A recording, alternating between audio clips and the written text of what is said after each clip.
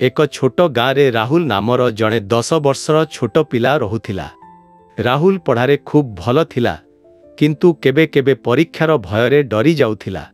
तांको माँ सबुबेले कहूथांती, राहुल कष्टर फल सबुबेले भल हुए, केवल सबुबेले तुमे आगकू बढ़िबा पाई चेष्टा कर। एक दिन स्कूल रे परीक्षा थिला। राहुल पूरा राति पढ़िथिला, किंतु परीक्षा आरंभ हेबा पूर्वरु से भयभीत हेबाकू लागिला।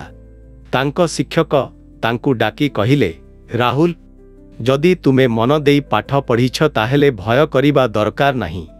मन को शांत कर एवं जहा जानिछ ताहा लेख। राहुल शिक्षकंक कथा मानिला एवं शांत मनरे परीक्षा देला। जेतेबेले परीक्षा फल आसिला, राहुल भल मार्क रखिथिला। शिक्षक क्लासरूम रे एक कहानी कहिले, परीक्षा केवल ज्ञानर परीक्षा नुहे, यह धैर्य एवं आत्मविश्वासर परीक्षा मध्य अटे। राहुल सेही दिनटिकू मने रखिला एवं बुझिला कष्ट एवं आत्मविश्वास साहाय्य प्रत्येक चैलेंज को जीतिबा संभव। शिक्षा परीक्षा केवल ज्ञानर नुहे, यह आत्मविश्वास एवं धैर्यर परीक्षा मध्य अटे।